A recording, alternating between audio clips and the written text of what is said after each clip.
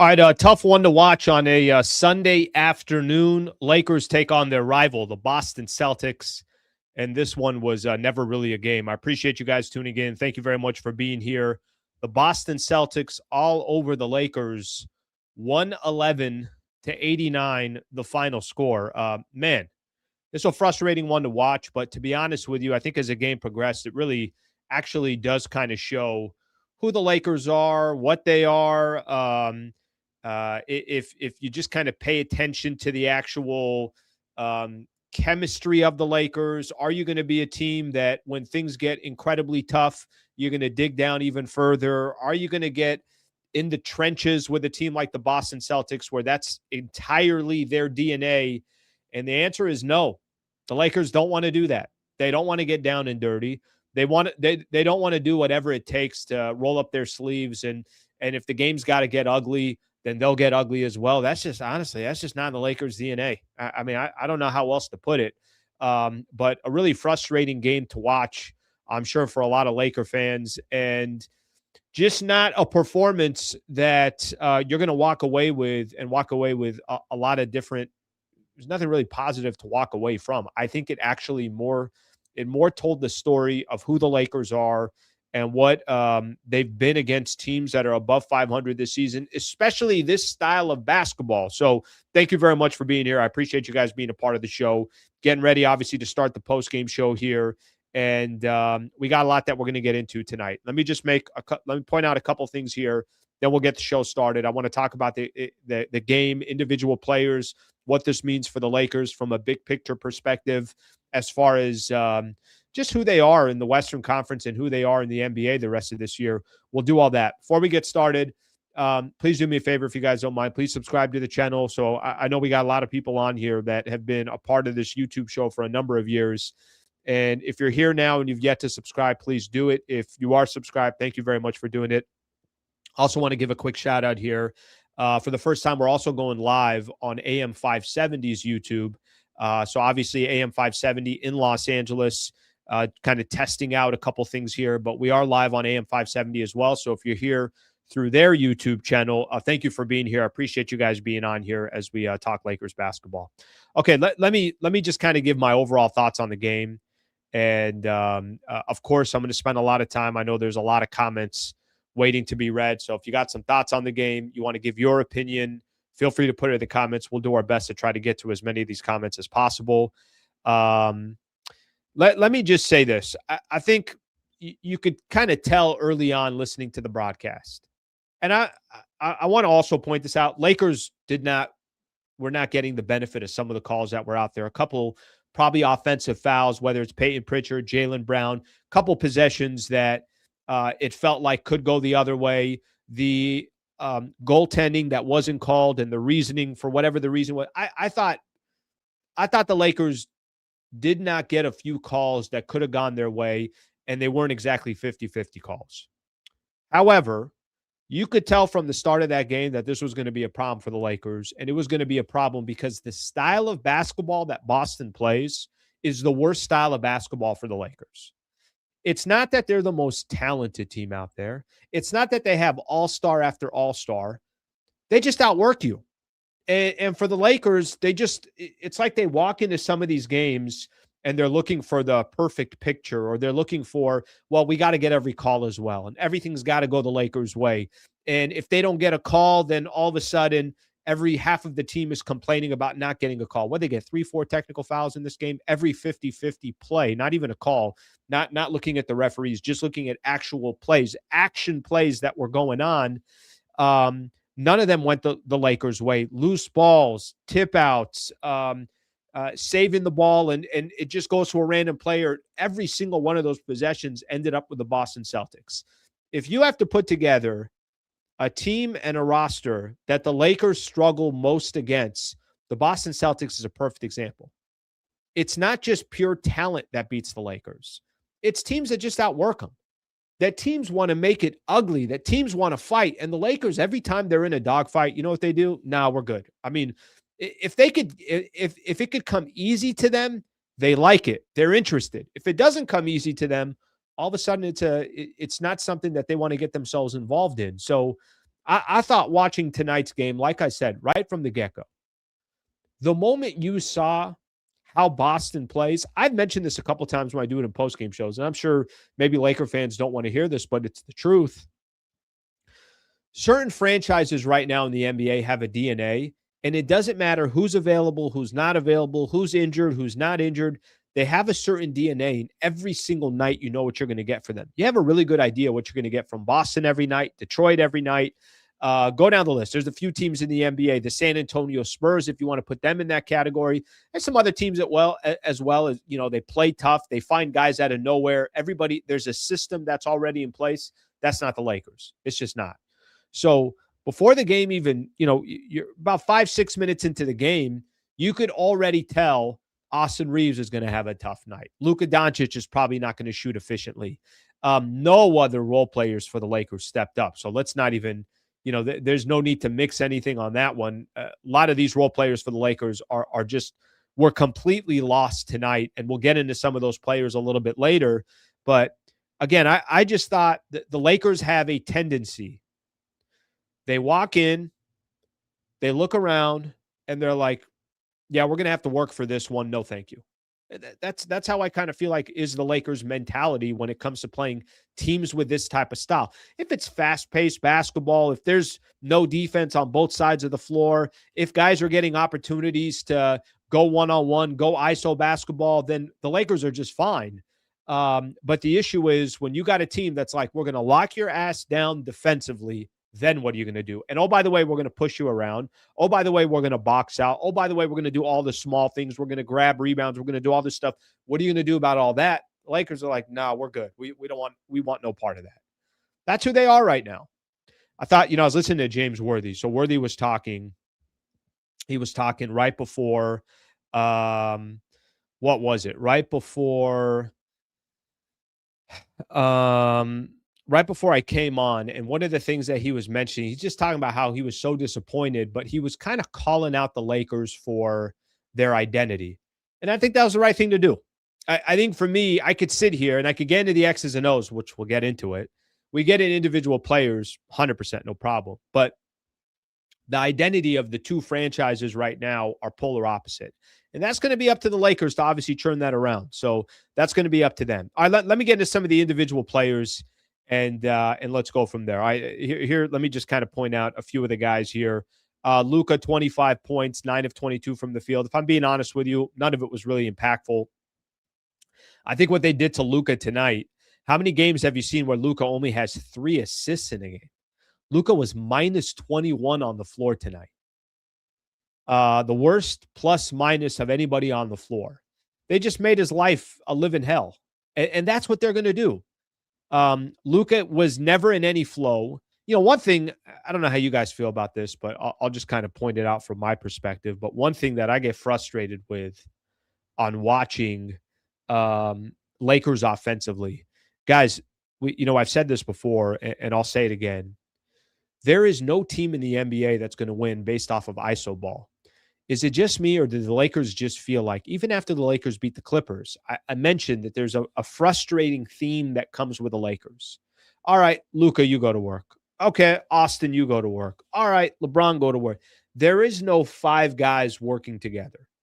That's the part that I think is going to be the biggest obstacle for the Lakers, not just this season, but as they build their team moving forward. ISO ball against good teams is the worst combination. By the way, just wait till you get to the playoffs. Go try to play some ISO ball when you're playing playoff teams and playoff basketball. Obviously, the Boston Celtics, which I think right now have the second best record in the Eastern Conference. That's obviously doing that without Tatum. But Luka's got the ball. It's just too predictable. Everything is just too predictable. So Luka, not only was he not efficient tonight for the Lakers, not only did he take him 22 shot attempts to get 25 points, but he also ended up with just 3 assists. So just 3 assists in that entire picture, the big scheme of things. Well, Luka then was almost kind of a non-factor for the Lakers based off of that. Let's go to some of the other players for the Lakers. Austin Reeves, I didn't even know Reeves was in the game. The only time I knew Austin Reeves was in the game is when he got a technical foul. A couple different possessions, maybe towards the end, he got a couple of buckets. None of them were a big deal. I'm sure there's a lot of Laker fans today that are sitting there. I saw it before the postgame show even started, but I'm sure there's a lot of Laker fans sitting here right now. Al, what did I tell you? Austin Reeves goes up against some of these good teams. He's going to struggle. He struggled today, no question about it. Al, you can't have Austin Reeves and Luka Doncic in the backcourt together moving forward. I saw somebody else put in the chat a little bit earlier. There's your $40-45 million man a year. Well, I said this before, and I'll say it again. I mean, here's the beauty. You're not paying him on February 22nd. You're going to pay him when the season's over. So let's see how Austin Reeves does between now and the end of the regular season, and let's also see how Austin Reeves does in the playoffs. And I'm not even talking about Austin Reeves individually. I'm talking about how Austin Reeves and Luka Doncic and the rest of these guys look together. Because there is a good chance that the Lakers will re-sign Austin Reeves, and that Reeves does want to be a Laker. The question is going to be, how do you put a roster together around those two players? And again, I go back to it. When you play teams like this, that you got to fight for every freaking inch that you get against the Boston Celtics, that doesn't bode well for guys like Austin Reeves. I mean, the Celtics, what were the Lakers? I want to see what the Lakers scored by quarter. So their best quarter was the first quarter. By the way, no shock here, but look at the trend here. They scored 28 in the first quarter, 22 in the second quarter, 21 in the third quarter, 18 in the fourth quarter. They were just like this stock that kept going down. And as the game progressed, Boston's defense got better and better. I don't remember a time the Lakers had 89 points. Now, listen, Lakers struggled. They didn't shoot well from the field. No role players contributed. So I'm not here to tell you, if you're going to beat the Boston Celtics, this is what the stats got to look like. Austin's got to be, or Luka's got to be great. LeBron's got to do his job. Austin Reeves got to give you 25 and 6 or 7 assists. But you're also going to need Marcus Smart. You're going to need Rui Hachimura. You're going to need Luke Kennard. You're going to need 5-6 guys to contribute if you're going to beat Boston. That's, by the way, that's typical going up against any playoff team. But the two players for the Lakers tonight, Luka and Austin Reeves, as I highlight both of those players, I just don't have any memories of what they did in the game that it's like, oh, they were incredibly impactful. And some of that has to do with them, and some of that also has to, you got to give credit to the other side. Boston deserves credit as well. They do. They were really, really good. And this is how they defend, and this is what they are. LeBron on the other side, 20 points, 9 of 21 from the field. So again, for him, not efficient at all. Between him, Luka, and Austin Reeves, minus 14, minus 21. Just nothing for the Lakers that was sustainable. Nothing was efficient, and a really, really tough shooting night for all three of those players. I'm going to say one more thing, and then I want to get to some of the comments, and then we'll keep, obviously we'll keep rolling on this post-game show, and I appreciate you guys all being here. One other thing that I'm going to just kind of get this one off my chest, because I think a lot of people, they actually called out Luka for it on the broadcast, which I'm happy they did. Man, Lakers fall into this complaining way too much. And Luka had that possession where he hits a three and complained for a foul and just sat on the floor. He just sat on the floor. Boston came on the other side and got a layup. I mean, some of these guys, these are individuals. These are professionals. These are guys that have been in the league for long enough. You don't have to hold their hand and babysit them. But what are we watching here? How are these guys bitching and complaining on one side of the floor and Boston's getting a layup on the other side? And this is not something Luka just started yesterday. Like I heard them saying in the broadcast, oh, well, this is going to be part of Luka's development. This is going to be the next stage for Luka. Luka's 26 years old. I know he's a top 5 player in the league. I'm not saying that he's not. I'm not saying he's not the present and the future of the Lakers. But can you stop bitching? I mean, all these, again, I'm not even telling you that some of these times these guys don't get fouled. And now it almost feels like Reeves is starting to follow suit, and he's doing the same thing with Luka Doncic. If you're going to complain to the referee, that's fine. I get it. It happens. That comes with the territory with Luka. But you can't not get back on defense. And sometimes you see LeBron do it. Sometimes you see Luka do it. Austin Reeves now all of a sudden complaining. Like, if I'm another team watching the Lakers, did I not just get a blueprint of how to play the Lakers? Play them physical, play them tough. The one thing I never understand, too, that always confuses me, the referees are calling the game one way. The referees they're telling you from by the time the first quarter was done, you knew the style of play that the referees were going to allow. So why don't the Lakers get more physical? Why aren't the Lakers pushing guys around a little bit more? Why aren't the Lakers kind of throwing a couple elbows when they need to into somebody's chest? Not to hurt somebody, but my point is, as physical as the Celtics were playing, how come the Lakers don't make that same adjustment and say, all right, if this is how they're going to play the game, then we got to play this way as well? I don't feel like I see that with the Lakers, and certainly didn't see it tonight. And I think that happens way too often when you watch Lakers basketball. There's a style, again, there's a style that there's a style of a fight that, the Lakers at this point, they don't want to they don't want to roll up their sleeves too much. They don't want to get down, and they don't want to get dirty in regards to figuring out a way to get a W. All right. I'm going to start looking at some of the comments. We can start doing that right now. I appreciate you guys, obviously, hanging out this entire time and being a part of the show. I do appreciate you guys doing that. All right. Let me see here.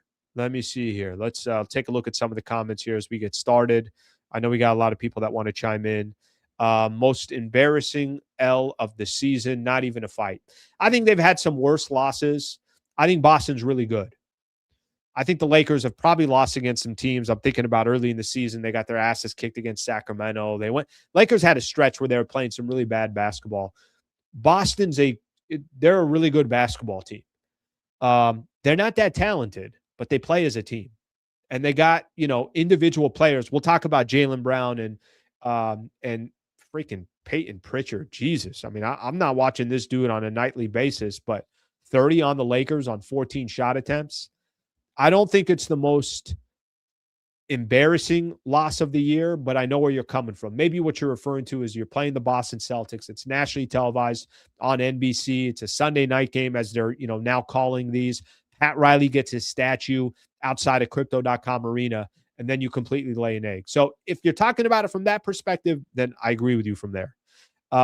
No heart, very disappointing. By the way, Francis, thank you for the super brother. I appreciate you. No heart, very disappointing. As I always say, Lakers have no perimeter defense. No way Pritchard should have shot Lakers out. Reeves and Luka cannot defend. He was hunting everybody, if I'm being honest with you. He's a good player. And if you don't, here's the thing that I will say. You know what I hope the Lakers become over the next couple of years? Yeah, I know. This will probably be a tough one to swallow, but more like the Celtics. And let me tell you what I mean by that. They find guys and develop them.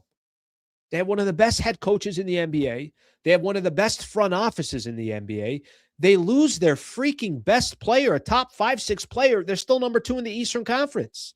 They got guys on their team that before the season started, a lot of us are like, who's this guy? Their center, their big man, Cato.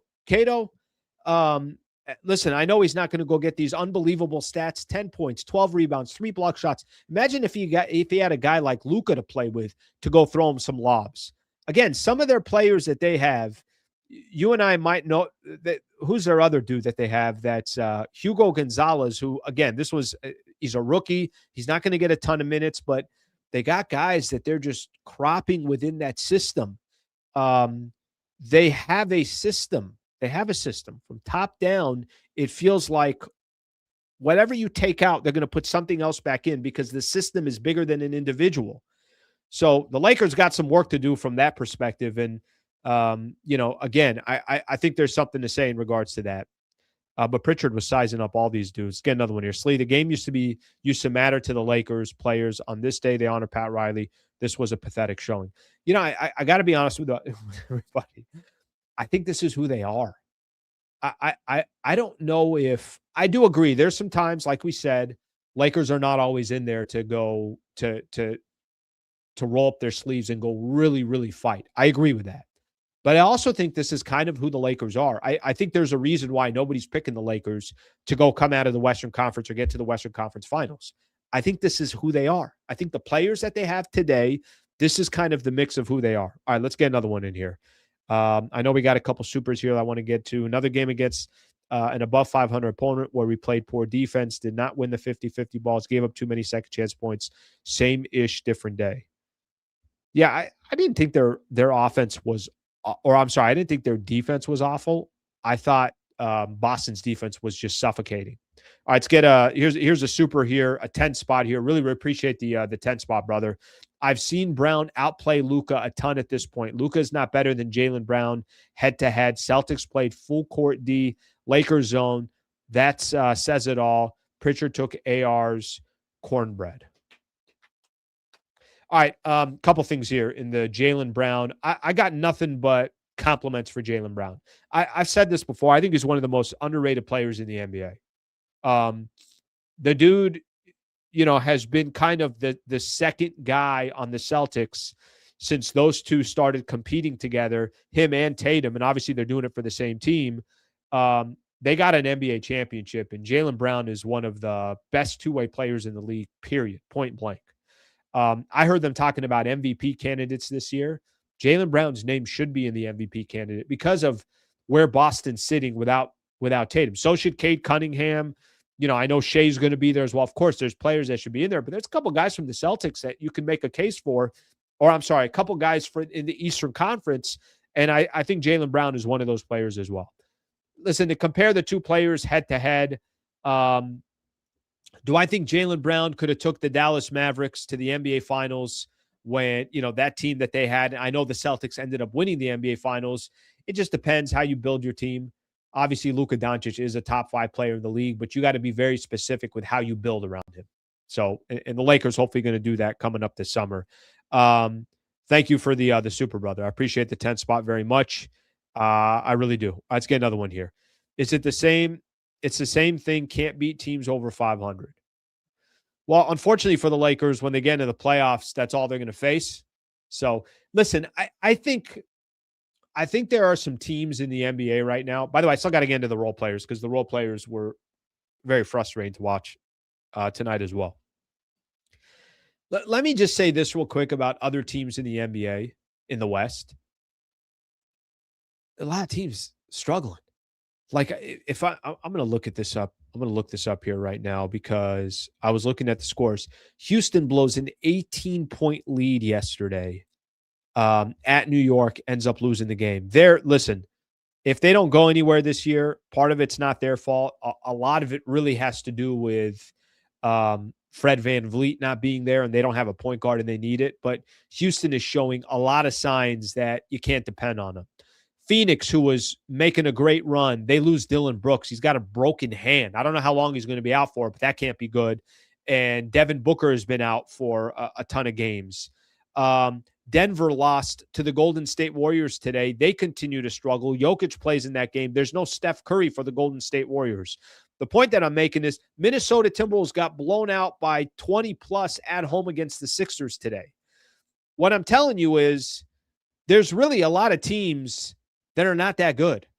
And a lot of these teams that we thought in the Western Conference that are going to be in the mix, basically Lakers losing today didn't hurt them at all because Denver lost today, Houston lost yesterday, Minnesota lost today, Phoenix is down big. They're probably going to end up losing today. And I mentioned some of the injuries that they have. The point that I'm making is there's a lot of teams not playing well in the Western Conference, and Lakers are, one of them in the sense that they lose against teams that are above 500. You're right about that. A lot of those teams that are above 500 right now are also not playing all that great.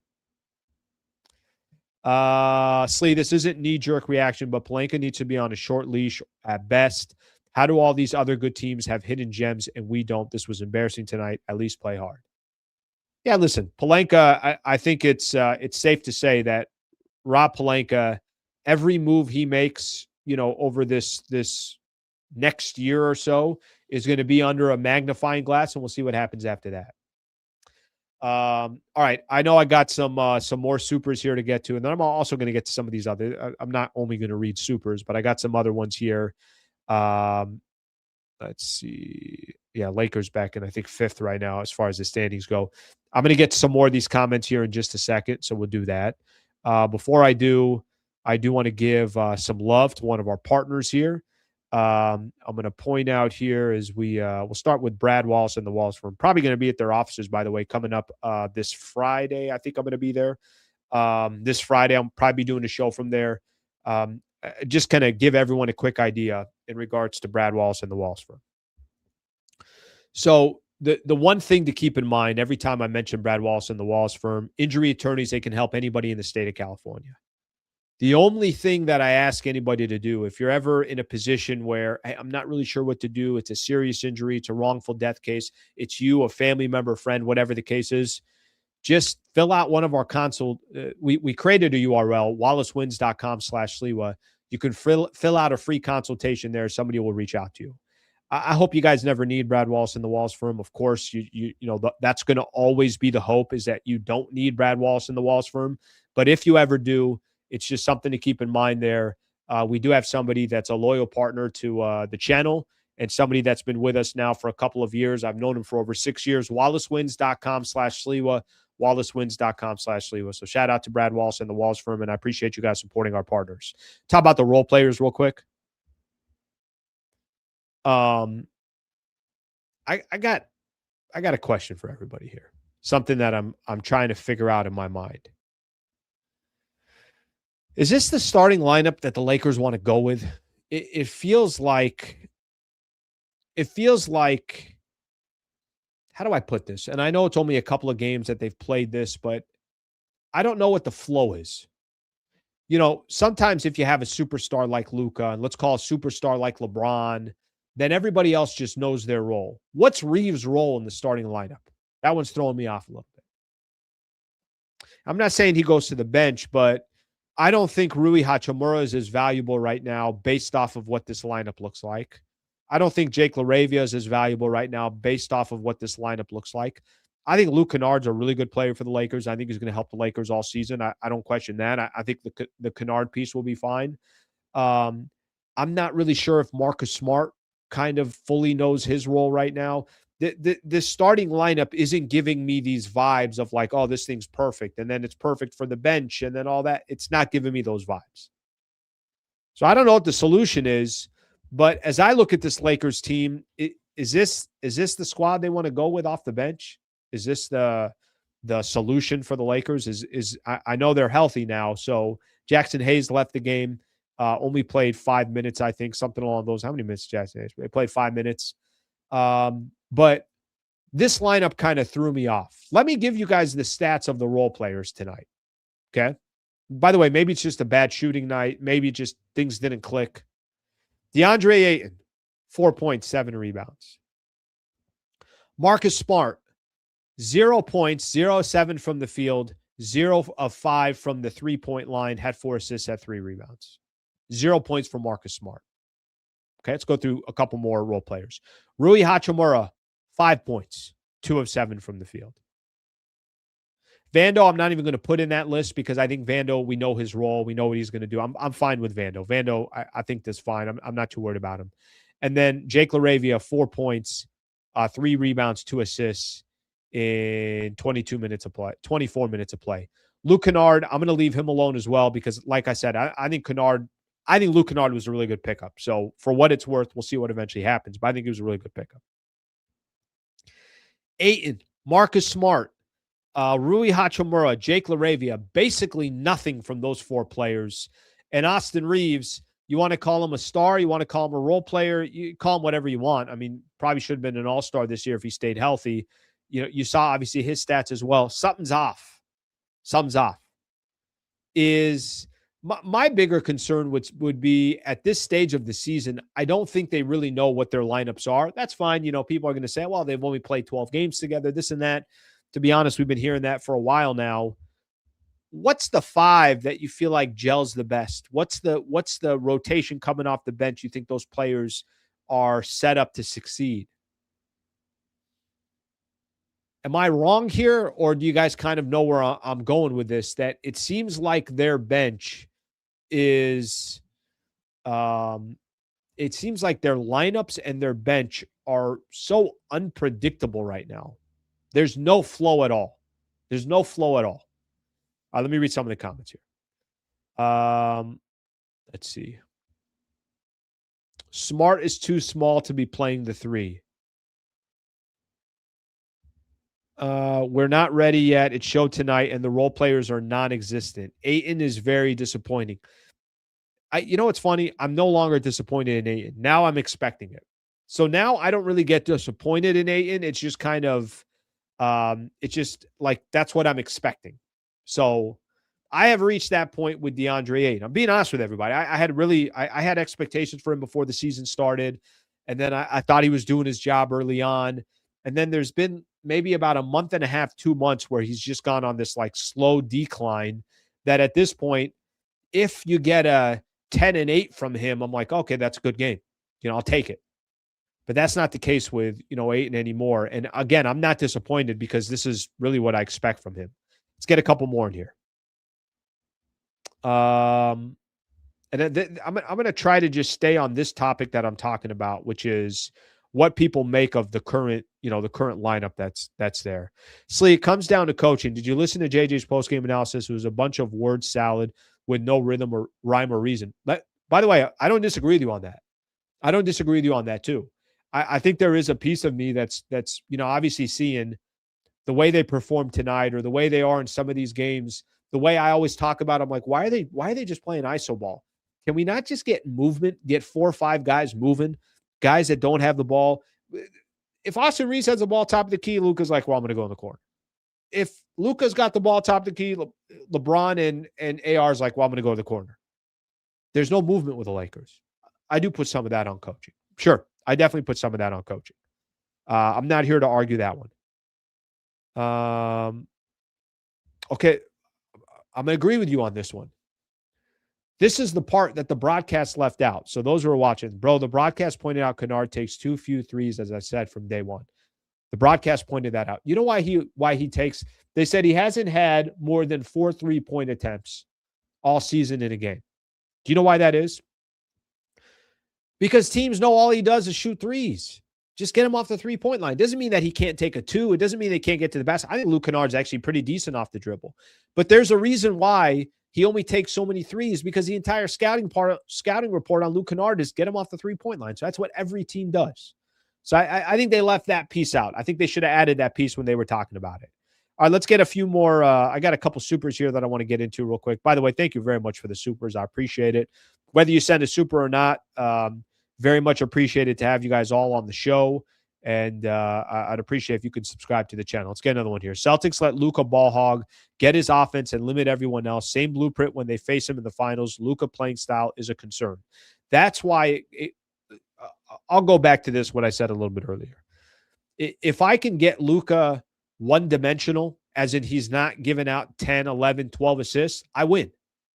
And if Luka goes off, he's got a really good shooting night. He goes from 35, 40, 45, 50, and heroically, he carries the team. It's like you're the other side. You're like, all right, what are you going to do? One of the best players in the world had a good game. This is more of my reason why that ball's got to be moving, and you can't be depending on one player. And the Luka iso ball is only going to get you so far, especially when you're going up against a team that this is what they do. They play defense. They make it as ugly as possible. Even if Luka hits a shot, he's taking a tough shot. Good observation there, brother. I appreciate the super and a really, really good observation. Another super here. We need to pass more. I understand the AR discourse, but he barely shoots the ball. Didn't get it to the whole third, and I feel like we could complain more if he shot that poorly with the same amount of shots. I think this is where the Austin Reeves. I'll tell you what the Austin Reeves complaining is. I think I have a good idea of what the Austin Reeves complaining is. I don't think Laker fans don't like Austin Reeves. I think the moment Luka became a Laker fans said, yeah, I don't think those two can play together. And then I think what also happened is you're starting to attribute how much money he's going to make this summer. That's another layer of it. And then he didn't play well in the playoffs last year against Minnesota. That's another layer to it. And then, can you get Austin Reeves? Can you get a player that fits really well with Luka and has a lot of value, but is a 3-and-D player? That's where I think the frustration comes with Austin Reeves. I don't think it's kind of less to do with Austin Reeves, because Austin Reeves is who he is. It's the moment Luka came, the question started becoming, wait a minute, those two can't jive together. That can't be your backcourt for a championship team. Some people would argue against that. I would say this. You got to sign Austin Reeves in the summer so you have him. And then, after that, see if it's working or not. By the way, let's also see how the rest of this season goes. Let's see how the playoffs go. If Austin Reeves struggles the rest of the way and doesn't have a great playoff round, well, what's that going to mean for him financially? Maybe he takes a hit financially. Savage, I appreciate the 10 spot, brother. Very, very nice of you to throw that 10 spot. So thank you very much for doing that. And like I said, so one thing I like or I enjoy the most about when I do the show here, you got a lot of Laker and NBA fans that are knowledgeable about the game. So these last 2 points, they're excellent points. A lot of the points that I'm reading today, I don't really think I disagree with. I still got questions when it comes not to Austin Reeves as a player. I got questions more to do with not necessarily just Austin Reeves, but more the fit with Austin Reeves and Luka Doncic. Let's put it this way, and I said this before. If it's Austin Reeves and Luka, the rest of your team better be perfect. Every piece must fit perfectly if that's going to be the case. I don't think Reeves is going to be coming off the bench. I don't think that's going to be happening, but I am curious to see, if they keep struggling or there isn't this flow offensively, does it make more sense to kind of change up that starting lineup a little bit? That's a problem too, is, we're already a good amount of the season and still a lot of these questions are still being answered. Let me talk about the Celtics here real quick for a quick second. Let's talk Celtics here for a quick second. I just want to talk about what we saw from them, and then I just saw this comment: changes in the front office are most important. Guys, I don't think, if anybody thinks like, Pelinka's good to go, he's friends with these guys. I think every position is already in question. I do believe that. But I do think he's going to get a chance. I think he's going to get 1 year to figure it out. And then the question is going to be, is the team moving in the right direction or is it not? All right, real quick on the Celtics side of things. They're now 19 games over 500. Did you guys know Peyton Pritchard was that good? Jesus Lord. 30 sizing up players. Hitting shots right, defenders right in front of him, hand in their face, he's getting shots up. I already talked about Jaylen Brown, and listen, I don't think Boston's going to go to the NBA Finals, but Boston could go to the NBA Finals, and they could potentially do it without Jason Tatum. Tatum might come back, for all we know. We saw him there on the sidelines. Maybe he comes back. I have no idea if he does, but what they've been able to obviously do without Jason Tatum is pretty damn impressive. I didn't know Peyton Pritchard was that much of a baller. Just freaking, I don't know what to tell you. That dude was dirty to the Lakers tonight. All right. I want to give some love here to another one of our partners. I want to tell you guys a little bit about Harris Resort SoCal. Harris Resort now, last couple of months have been with us. Love this partnership. By the way, I've known Harris Resort. I've had a partnership with them for 8-9 years. I've known that. I think I've known the marketing director now for 10 years. I love that they want to be a part of what we're doing. This is part of my partnership with AM 570 and also with iHeart. I'll just tell you guys this. If you guys are looking for a staycation, harrissocal.com, if you go to the website, if you look at the details of this video specifically, there's a link there. It's part of Caesars Rewards, that whole thing. And there's a 20% discount when you use that link to book a room. There are some restrictions that apply. I think it's just weekdays only that they have it, but go take a look. The point what I'm trying to tell you here is Harris Resort it's a beautiful resort located in North San Diego in the Palomar Mountains. But one of the things I kind of always say here, there's such a headache to getting on a plane and booking. And by the way, it's also always very expensive as well. If you want a staycation, just get in your car. You're within 1 to 2 hours of Harris Resort SoCal. Go to the website, try to take advantage. Use that link. Use our link that we have and get 20% off when you do eventually book. But they have Gordon Ramsay's Hell's Kitchen, which is one of the best restaurants I think in Southern California. Got a really, really good, very underrated restaurant called Rita's Cantina, which is a phenomenal Mexican food, overlooks the pool, overlooks the Palomar Mountains as well. So just a great, great property. Go on the website, harrissocal.com, and definitely use our link there to get 20% off when you book a room. All right. Here's what the Lakers got coming up. So let's talk a little big picture here for the Lakers here real quick. Their next game coming up, to give everyone an idea here, is on Tuesday. They play at 7:30 against the Orlando Magic. So where's Orlando now? Orlando kind of made the big splash when they went out and got Desmond Bane over the summer, and you really thought they were moving in the right direction, but I don't think they've done well this year. They're 3 games over 500. They lost their last game. They're 8th place in the Eastern Conference, so definitely not doing. I think they're playing. Oh, they played tonight against the Clippers. That's right. They played tonight against the Clippers. Last game they lost was against the Phoenix Suns. But they got really, really good individual talent. And they are missing a couple people. Who's out right now? That's right. Franz Wagner is out for them. Jaylen Suggs missed the game tonight. They got good individual players, but it's not clicking for them for some reason. Paulo Banchero, which we all know, Desmond Bane, obviously, Wendell Carter Jr., Anthony Black. So I'm just, obviously looking at some of these players on their team, but they haven't clicked. So the next game for the Lakers, they got the Orlando Magic. Young team will probably play hard. And to be honest with you, if the Lakers screw around enough, they can really hurt themselves. Standings-wise, Lakers still in the number 5 spot. They're still in front of Minnesota. They are, I think, Denver, even with their loss. Denver's now 4-6 in their last 10 games. I don't know what's going on with them. Maybe it just has to do with the fact that Aaron Gordon's not there, but whether it does or it doesn't, there's really just 2 teams right now that are playing really good basketball. Well, one team you could say. OKC is 6-4 in their last 10. They're 44-14. They only have a 3-game lead on San Antonio because the Spurs have won 8 in a row and 9 of their last 10. So of all the teams out there, the teams in the Western Conference playing the best is the San Antonio Spurs. So next game for the Lakers they got coming up, Tuesday, 7:30. Lakers taking on the Orlando Magic. Something to keep in mind there. All right, I'm going to spend the rest of the show.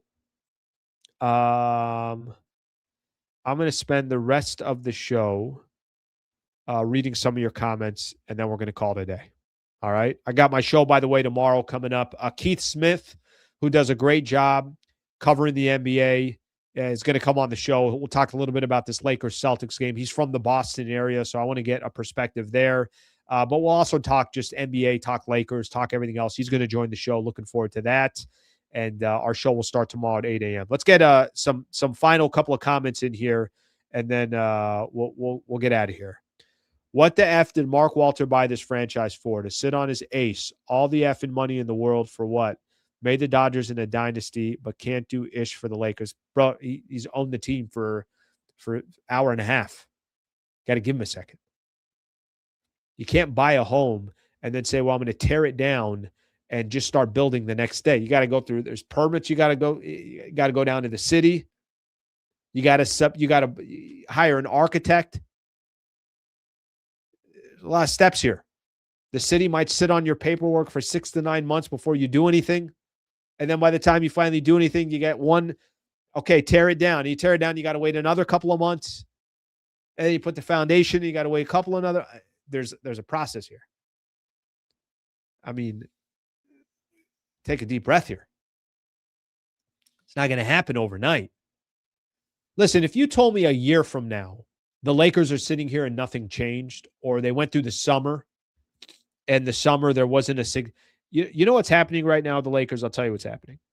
The expectations for the summer just keeps rising and rising because they didn't do anything at the trade deadline. Everybody's assuming, hey, there's a good chance LeBron won't be there, big picture. Maybe he's going to be moving on. They have cap space. They have 3 first-round draft picks. What's happening is a lot of the expectations for the Lakers are all coming for the summer.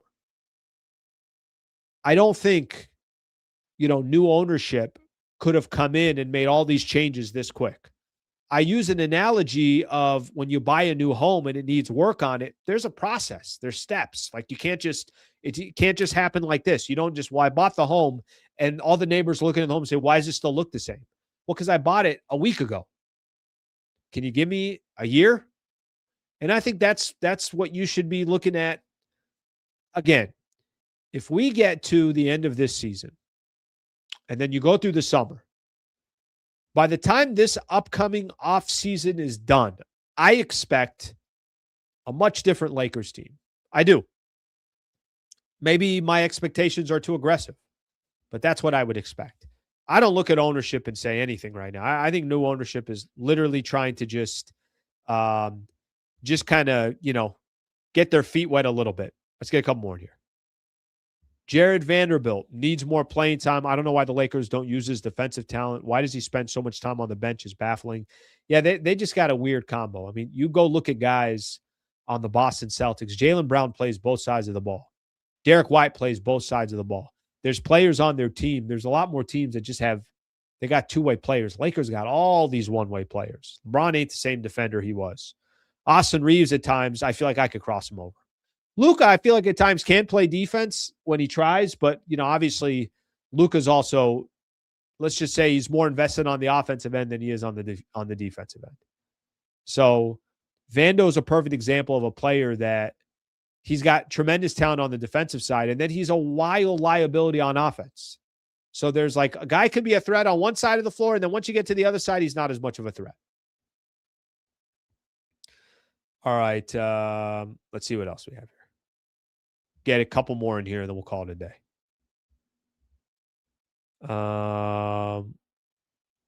Let's see what we got here. Lakers are slow as molasses, and they're the slowest team in the NBA, and that's the problem. They don't have any speed or athleticism.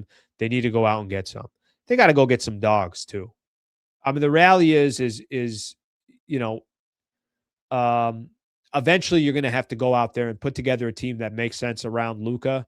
And for his deficiencies, you got to have things that complement his deficiencies. And they clearly don't have that right now. All right, I think we hit on everything. I think we got everything. All right, my people, I appreciate you guys being a part of the show. Thank you for doing this. That was fun to do. And I know this is coming off a loss, but it's kind of just the reality of where the Lakers are. Boston just remarkably better than the Lakers right now. Our next game coming up that we'll react to is Lakers and the Orlando Magic. So just keep that one in mind. Our next show is tomorrow morning, starting at 8 a.m. For all those that are on here, just a reminder, I do a show Monday through Friday, talking Lakers and talking NBA. That will be tomorrow at 8 a.m. Keith Smith's going to join the show. So looking forward to kind of getting his thoughts, and we'll have a lot more stuff to talk about around Lakers and NBA. Shout out to AM 570 as well. We went live on their YouTube, welcomed in all those that are subscribed to AM 570. If you want to subscribe here as well, please feel free to do so. Thank you, everybody. Hope you guys have a great rest of your Sunday evening. And I will see you guys tomorrow morning at 8 a.m.